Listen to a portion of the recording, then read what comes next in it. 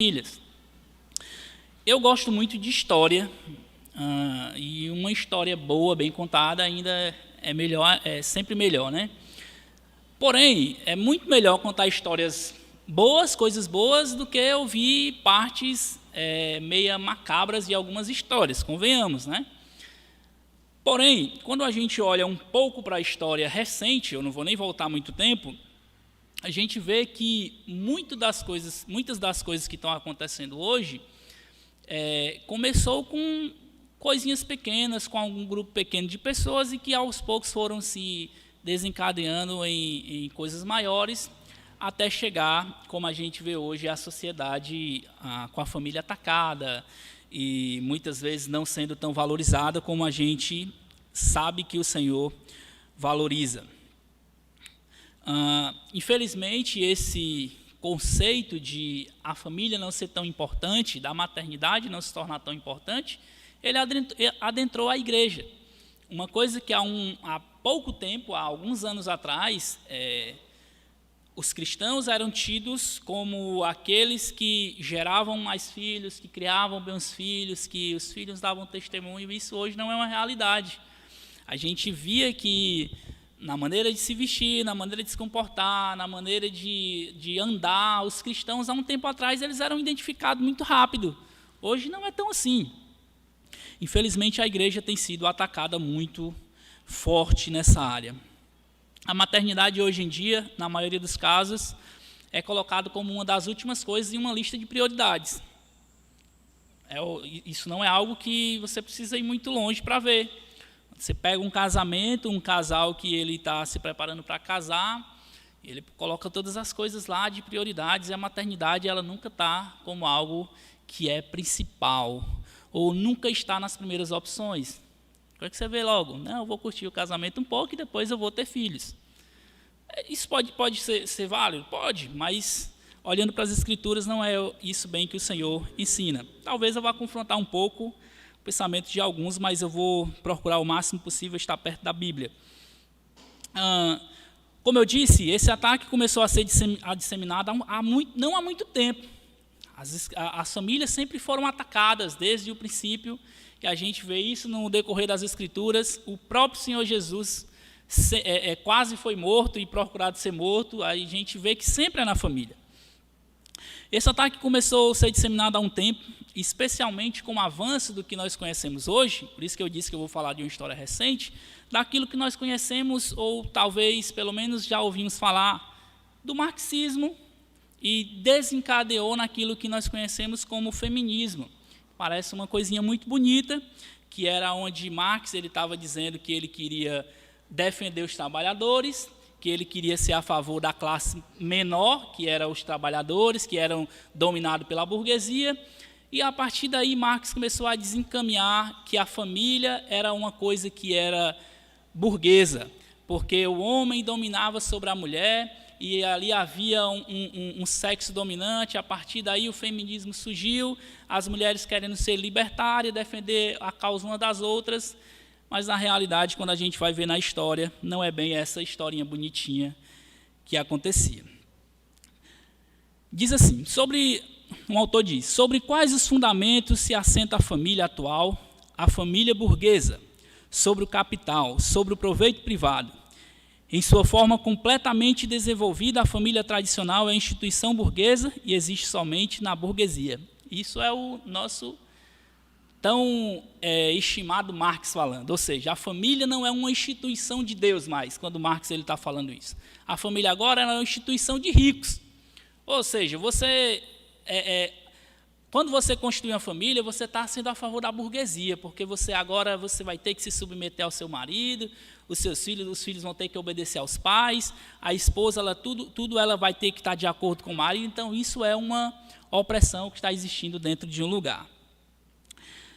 Passou um tempo, existiu outro cidadão chamado Friedrich Engels, que é também um dos mais próximos ali de Marx, e ele diz assim: a família moderna contém um germe, não apenas a escravidão, como também a servidão, pois desde o começo está relacionada com o serviço da agricultura. encerra em miniatura todos os antagonismos que se desenvolvem mais adiante na sociedade em seu estado. Ou seja, para Engels, a família ela é um germe, porque ela não permite uma liberdade, ela está presa em um casulozinho ali, em antagonismos, como ele chama. Olha aí, olha onde ele quer chegar. Ainda continua. A monogamia não aparece na história, portanto, absolutamente como reconciliação entre homem e mulher, e menos ainda com uma forma mais elevada do matrimônio. Ao contrário, ela surge sob a forma de escravização de um sexo pelo outro, como a proclamação de um conflito entre o sexo ignorado até então na pré-história. O que ele está dizendo aqui é que a partir do momento que o homem ele tem só uma mulher e que a mulher ela tem só um marido, isso é uma escravidão, porque na realidade cada um deveria ser livre para viver a sua vida como quer. Ao pintar a relação entre homem e mulher, pais e filhos como um quadro em miniatura dos antagonismos sociais, né, rico e pobre, o marxismo pretende implodir a célula máter, ou a célula mãe da sociedade, que é a família. Quando ele coloca essa ideia de que existe um sexo dominante, de que as mães não são tão importantes assim, e de que o pai é um opressor, ele está querendo explodir aquilo que é a mãe da sociedade, disseminando ódio entre marido e mulher, pais e filhos.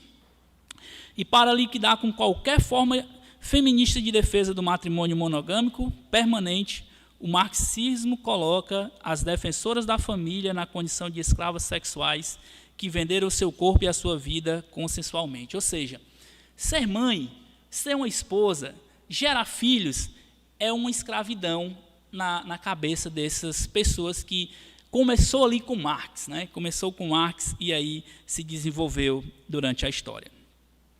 Marx, Engels, aí depois vem Simone de Beauvoir, que é uma das mães do feminismo, Friedan, que é outra também, que é uma das mães aí do feminismo, e a maioria desses idealizadores do marxismo e, consequentemente, do feminismo, tiveram uma vida de devassidão. Por isso que eu falei que muitas vezes é contado na escola a história bonitinha de Marx, a história bonitinha de Simone de Beauvoir, de Friedan, a história bonitinha dessas pessoas que começaram com a luta para libertar as mulheres das classes dominantes. Porém, quando você pega a história desses homens e mulheres, eles tiveram uma vida desgraçada. Todos eles, não tem um só que você me mostre que teve uma vida de sucesso familiar, financeira, trabalhadora, qualquer área, não tiveram.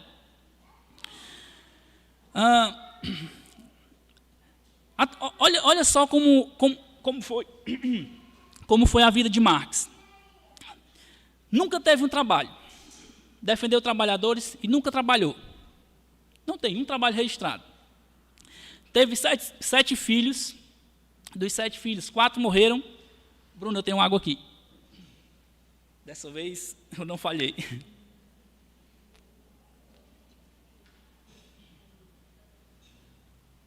Mesmo assim, obrigado. Muito bem, voltando. Foi uma pessoa que teve 7 filhos. Dentre esses, 4 morreram, 3 permaneceram vivos. Das 3, foram 3 mulheres que permaneceram vivas. 2 cometeram suicídios na sua vida adulta. Pasmem, teve um filho com a empregada, não assumiu o filho, só foi descoberto isso depois que ele morreu, porque a pessoa contou para uma das filhas. Morreu sozinho, numa vida devastada, depressiva, nem sequer foi enterrado com a nacionalidade. O cara era uma peça tão rara, tão boa, que nenhuma nacionalidade foi assumida no momento de ser enterrado. Peguei aqui a historinha da mais conhecida, que é a Simone de Beauvoir, que é a ídola, não sei se existe essa palavra, do feminismo. Ela viveu uma vida inteira, um relacionamento aberto com Jean-Paul Sartre. Você já deve ter ouvido falar nesse cidadão aí. Eles tinham uma relação aberta, onde Sartre passava o dia inteiro com as mulheres que ele queria, um escritorzão que era famoso, qualquer mulher lá na Europa, Estados Unidos, Inglaterra, França, onde ele vivia ali, viveu com várias mulheres e depois tinha um tempo que era para Simone de Beauvoir. Em uma de suas frases, ela diz assim: nenhuma mulher deveria ter autorização para ficar em casa e cuidar dos filhos. A sociedade deveria ser totalmente diferente. As mulheres não deveriam ter a escolha precisamente porque, se há tal escolha, a maioria delas a tomaria. É uma maneira de forçar as mulheres em uma certa direção. Ou seja, a mulher que quer cuidar de filhos, que quer gerar filhos, ela não deveria ter essa escolha. Porque você sabe que se a mulher tiver a escolha de ter filhos, e isso a gente for dado para ela, ela vai por essa escolha.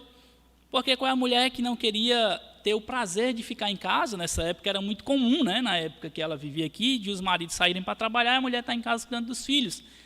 Qual é a mulher que não quer ter esse privilégio? E ela dizia: não, a mulher não deve ter essa opção, a gente deve abominar, acabar com isso aí. Foi essa cidadã aqui que começou com a historinha de legalização do aborto e conseguiu na Europa.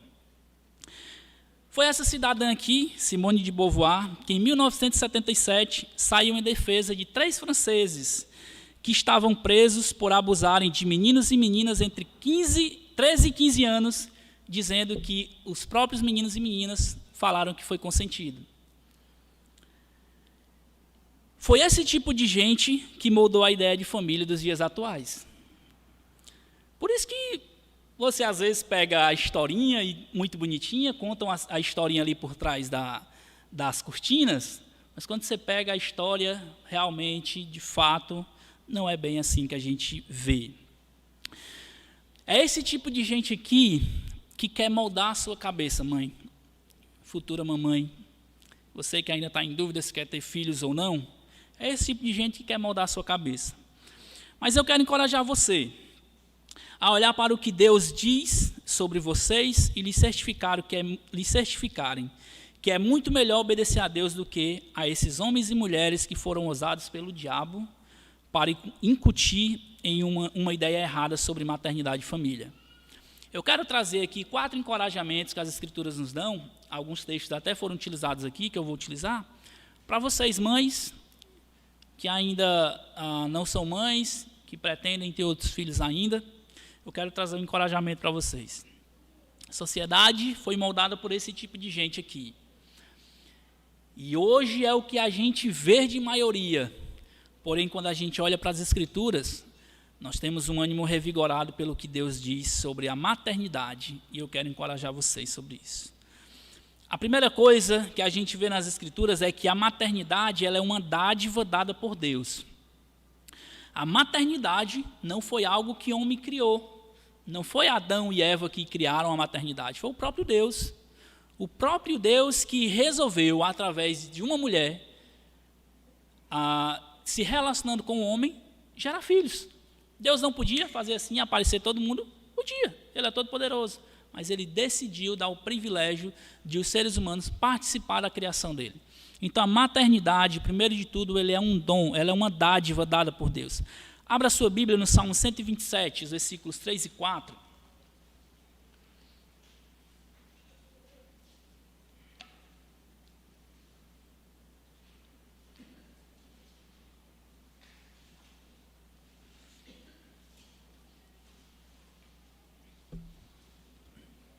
Salmo 127, versículo 3 e 4. A palavra do Senhor diz assim: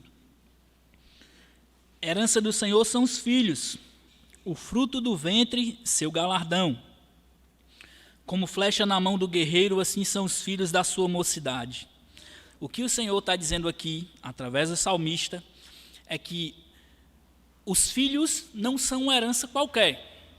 Uma herança é algo que qualquer pessoa queria ter. Aquelas coisas de filme, que alguém deixou uma herança, né, para as pessoas, infelizmente não é tão realidade para nós. Porém, o que o Senhor coloca os filhos aqui é uma herança, e não é uma herança qualquer. É uma herança do Senhor, ou seja, é o próprio Deus, o filhinho do Breno e da Stephanie, a filhinha do Breno e da Stephanie, o meu filho e o da Bela, as filhas da Daphne, o Tito, são heranças que o próprio Deus deu. Nós geramos filhos, sim, mas esses filhos foram um presente que Deus nos deu.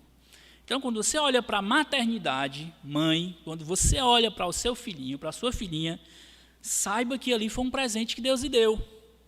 E não foi apenas qualquer presente, foi uma herança do próprio Senhor. Aquilo ali é uma criação dele. Ele teve todo o trabalho de criar, com os defeitinhos, com as qualidadezinhas, com o jeitinho peculiar, o cabelinho, tudo daquele jeito. Foi Deus que criou e deu para você ter desse jeitinho.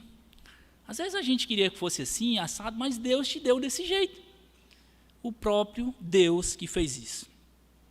Não há nenhum filho, nenhum, que não seja um presente de Deus. Não há nenhum filho. Às vezes, pessoas que, sem entendimento, dizem, esse menino é uma maldição, alguma coisa do tipo. É como se você estivesse dizendo assim, Senhor, o Senhor errou em me dar esse menino. No momento em que o seu filhinho for mais espoletadozinho, né, como diz no Ceará, né, lembre-se, foi Deus que criou ele desse jeito. A gente vai chegar mais na frente e mostrar o propósito disso. E é uma bênção, às vezes você tem uma criança que é mais agitada. A gente pode ver isso depois. O papo de que ter filhos atrapalha tudo é uma conversa egoísta, antibíblica e, dependendo do contexto, ela pode ser até diabólica. Você dizer que, cuidado, filhos atrapalha. Não tenha filhos agora não, faça isso e aquilo. Cuidado com esses conselhos, não é isso que o Senhor diz. Convenhamos, se Deus dissesse que cada filho que a gente tivesse, a gente receberia uma quantia em dinheiro, quantos de nós não já teria povoado mais a terra? Mas se Deus está dizendo aqui na palavra dele, e nós acreditamos, eu penso que a palavra de Deus é verdade, que Deus nos deu uma herança, por que às vezes nós não aproveitamos essas heranças? Por que às vezes a gente blasfema contra essas heranças que Deus nos deu? A gente deveria pensar um pouco mais. Então, o que eu quero encorajar, mamãe, quando você se deparar com medo ou decepcionado com a maternidade por causa do que você tem visto ou ouvido, lembre-se, ser mãe é uma dádiva. E eu ainda quero lhe dizer mais, mamãe. Muitas pessoas queriam estar no seu lugar. Queriam ter o filhinho que você tem. Mãe, maternidade é um presente de Deus, é uma bênção de Deus. Não aceite que ninguém diga isso diferente. Homens também defendam isso. Maternidade é uma bênção. Esse negócio de que criaram aí, que você disse que maternidade é bom porque você não é mulher, a gente não precisa ser mulher para saber que maternidade é uma bênção, porque o próprio Deus está dizendo. Existe até um termo para isso, lugar de fala, né? Isso aí é baboseira, tá? A palavra de Deus diz, e é verdade que a palavra de Deus diz.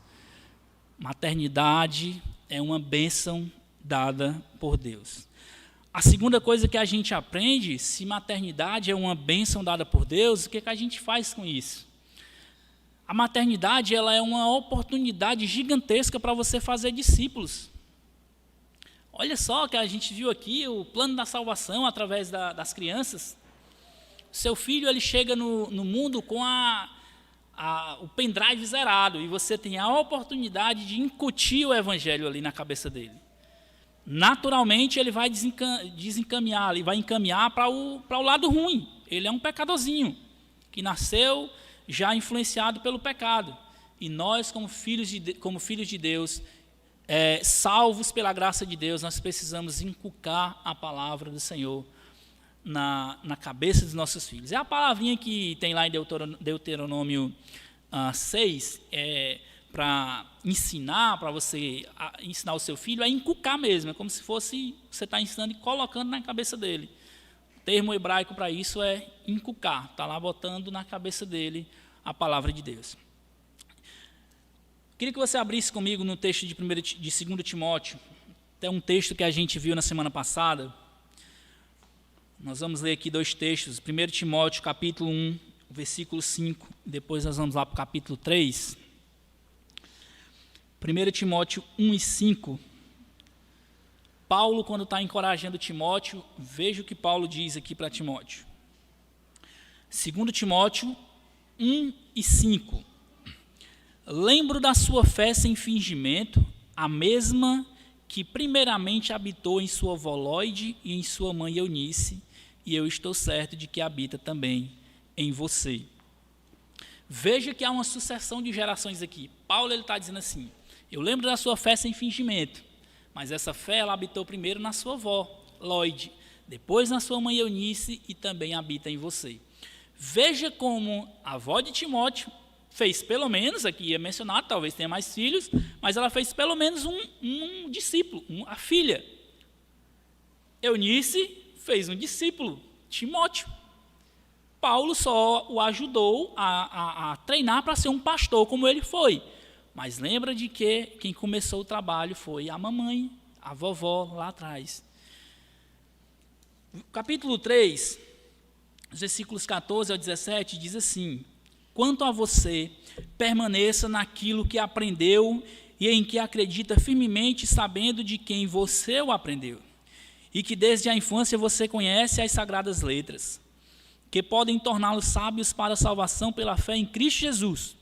Toda a Escritura é inspirada por Deus e útil para o ensino, para a repreensão, para a correção, para a educação na justiça, a fim de que o servo de Deus seja perfeito e perfeitamente habilitado para toda boa obra. Ou seja, o que Paulo está dizendo aqui: Timóteo, você aprendeu isso, e você sabe isso desde a sua infância, então faça o que a palavra de Deus diz. Aqui é, como a gente falou na semana passada, é uma carta de encorajamento, e ele está apontando para o que ele aprendeu. Veja só o fruto que foi gerado na vida de Timóteo. Ele estava sendo encorajado por Paulo, no meio das tribulações e dificuldades da vida pastoral, ele estava sendo encorajado a lembrar daquilo que ele aprendeu da avó e da mãe. Um texto que a gente já leu também, Provérbios 1, 8 e 9. Texto de Provérbios, versículos 1, 8 e 9. Vamos dar uma passeada aqui em 3 textos de Provérbios. Diz assim a palavra de Deus, Provérbios 1, os versículos 8 e 9. Meu filho, ouça o ensino do seu pai, e não despreze a instrução da sua mãe, porque serão um diadema de graça para a sua cabeça e colares para o seu pescoço. O que o Salomão está dizendo aqui para os jovens é que os ensinamentos que o pai e a mãe dão serão lembrados para sempre. Porque ele está dizendo aqui, se você obedecer os pais, lembrar dos ensinamentos do seu pai e da sua mãe, isso será um diadema para a sua cabeça, como colar para o seu pescoço. Diadema é algo que aparece, colar também é algo que aparece. Ele está fazendo aqui, isso vai ser lembrado. As pessoas verão isso na sua vida. É algo que vai ser lembrado futuramente. Provérbios 6, 20. Ande mais um pouquinho. Diz assim ainda, Salomão: meu filho, guarde o mandamento de seu pai e não abandone a instrução da sua mãe. O filho que é treinado para obedecer, ele vai futuramente valorizar os ensinamentos dos seus pais. Não tem para onde correr. Não abandone a instrução da sua mãe, é o que ele diz. Isso aqui, a pessoa só vai entender quando ela chegar numa idade de tomar decisões. O que Salomão ele orienta é que a gente tem que fazer a nossa parte como pais, como mães, de ensinar o filho. Quando ele chegar futuramente, isso aí, ele não vai abandonar esses ensinos. E um texto muito conhecido, Provérbios 22, 6. Sei que tem várias interpretações desse texto, eu vou dizer como eu entendo esse texto. Provérbios 22, 6, quando Salomão ele diz: ensine a criança no caminho em que deve andar, e ainda quando for velho não se desviará dele. Eu penso que aqui é mais um encorajamento para os pais do que especificamente falando das crianças. Esse é o seu papel, ensinar. Discipular o seu filho, é o seu papel. Na esperança de que esses ensinamentos se prolonguem e se tornem práticos na vida adulta. O que Salomão está garantindo é esses ensinamentos não vão ser esquecidos. É como se você estivesse ensinando e ele em algum momento ficasse martelando ali na cabeça. Se ele vai decidir obedecer e ser um filho de Deus no momento que ele entender, é com ele. mas o nosso papel como pais é fazer com que os filhos fiquem com aqueles ensinamentos martelando. Então, mãe, esse é um encorajamento para você. Maternidade é uma oportunidade de fazer discípulos. Primeiro, maternidade é uma bênção, é um presente, uma dádiva dada por Deus. Segundo, a maternidade é uma oportunidade de fazer discípulos. Terceiro, a maternidade ela é recompensadora. Não é algo que você vai só cansar. Ela também é recompensadora. Provérbios 31, vamos lá num texto bem conhecido, onde um pouquinho. Provérbios 31, os versículos 28 até o 31 diz assim: seus filhos se levantam e a chamam bem-aventurada. Seu marido a louva dizendo: muitas mulheres são virtuosas no que fazem, mas você supera todas elas. Enganosa é a graça e vã a formosura, mas a mulher que teme o Senhor, essa será louvada. Deem a ela o fruto das suas mãos, e que de público as suas obras o louvem. Os filhos aqui reconhecem quando entendem o tamanho do trabalho que suas mães fizeram. Convenhamos, a pequenininha não vai agradecer a Stephanie e o Breno agora pelo que eles estão fazendo. O Tito não vai agradecer o Bruno e a Fabi pelo que eles estão fazendo. Não vai, ele ainda não tem esse entendimento. Mas nós, quantos de nós não agradecemos pelo que os nossos pais fizeram por nós? O que ele está dizendo aqui é que os filhos se levantam e a chamam bem-aventurada, ou seja, que os filhos já chegou em um ponto que eles entenderam que o que a mãe deles fizeram por eles valeram muito a pena. Então a maternidade, olhando para esse texto de Provérbios e olhando para outros textos, ela é recompensadora. Ela é recompensadora.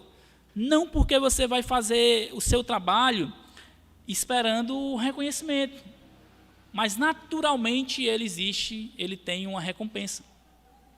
A maternidade dedicada, a maternidade quando se entende, baseada nas Escrituras, ela é recompensadora.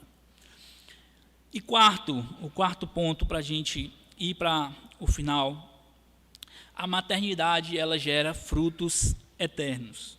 Eu quero ler o texto lá de Deuteronômio capítulo 6. Deuteronômio 6.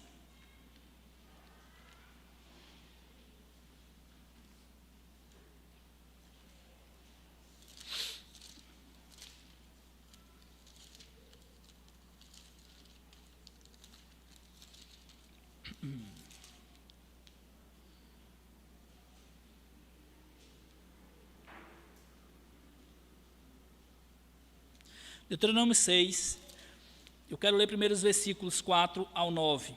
Diz assim, quando Moisés está dando a instrução para quando o povo chegar lá na terra prometida. E ele diz: escute, ó Israel, o Senhor nosso Deus é o único Senhor. Portanto, ame o Senhor, o seu Deus, de todo o coração, de toda a sua alma e de toda a sua força. Estas palavras que hoje lhe ordeno estarão no seu coração.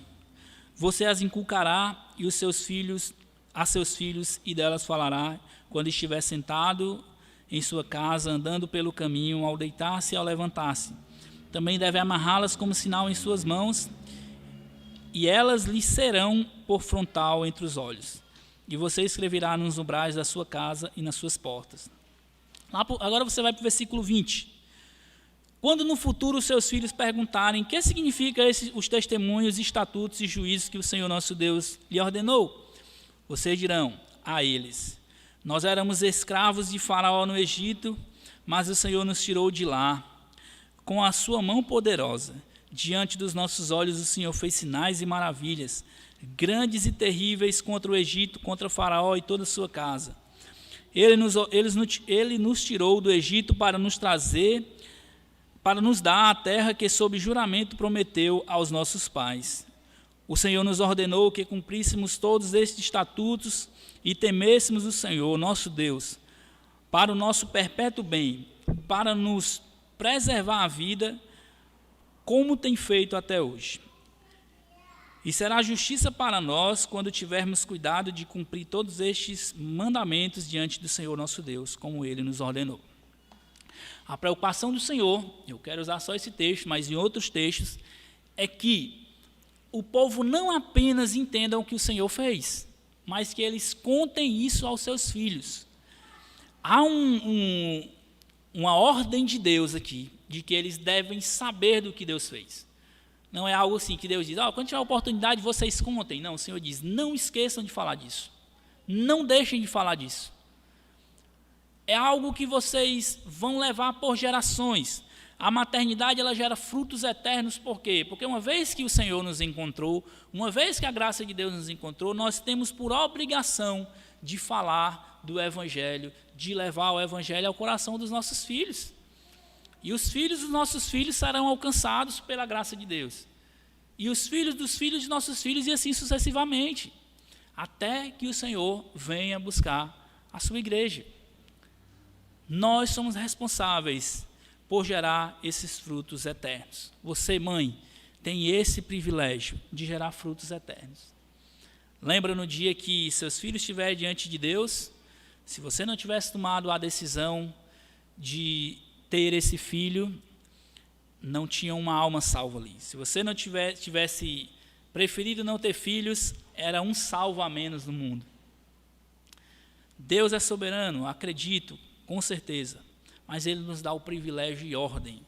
E você, mãe, tem esse privilégio de primeiro ter esse presente, essa dádiva de ser mãe. Segundo, ter a oportunidade de gerar discípulos.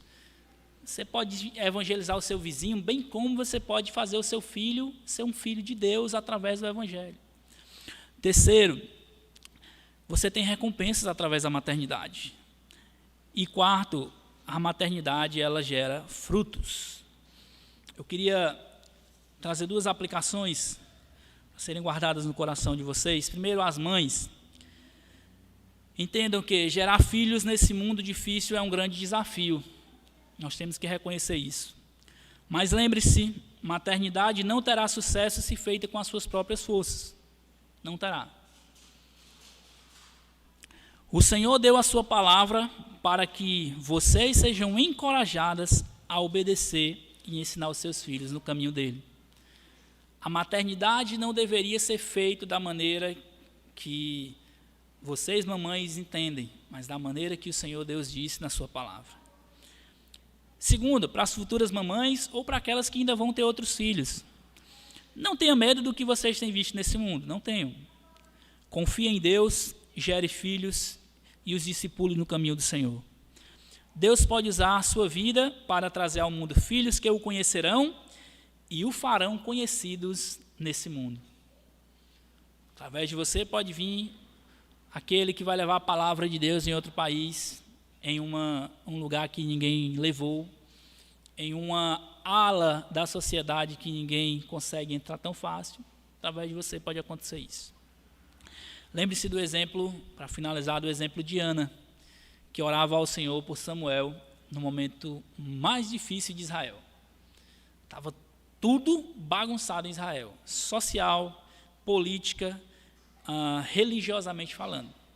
E Ana orava e chorava ao Senhor por o filho, e Deus deu. E o que aconteceu? Samuel foi aquele a qual o Senhor usou para ungir os reis, para ser um juiz lá em Israel, e abençoou através daquele a qual Ana tanto pedia. Eu espero que vocês sintam-se encorajadas, mesmo no meio de tudo isso que a gente tem visto, que a maternidade seja visto para vocês como uma bênção grande do Senhor. Vamos orar? Obrigado, Deus, pelo teu grandioso amor com cada mamãe aqui presente. Obrigado porque existe um dia separado para a gente comemorar essa data tão maravilhosa, esse privilégio grandioso que o Senhor tem dado a muitas mulheres de ser mães que são muitas vezes que geram seus filhos, outras que têm filhos do coração, mas que têm o mesmo amor de filhos, outras que tiveram um sucesso maior na criação, outras que ainda estão lutando, mas isso é uma grande bênção, ó Deus. Que o Senhor ajude as mamães aqui presentes, as futuras mamães, a não desistirem e não desanimarem diante do que têm visto e ouvido. Que elas possam olhar para as Escrituras e que a futura geração possa ouvir do que o Senhor fez e está fazendo no nosso meio. Obrigado, Deus, pelo privilégio de ser teu filho. Obrigado pelo privilégio de ter aqui muitas mães que também foram alcançadas pela graça. E acreditando que futuramente muitos desses filhos, orando para que todos eles, se possível, venham a conhecer o Evangelho do Senhor. Em nome de Jesus, Pai, nós te agradecemos por tudo. Amém.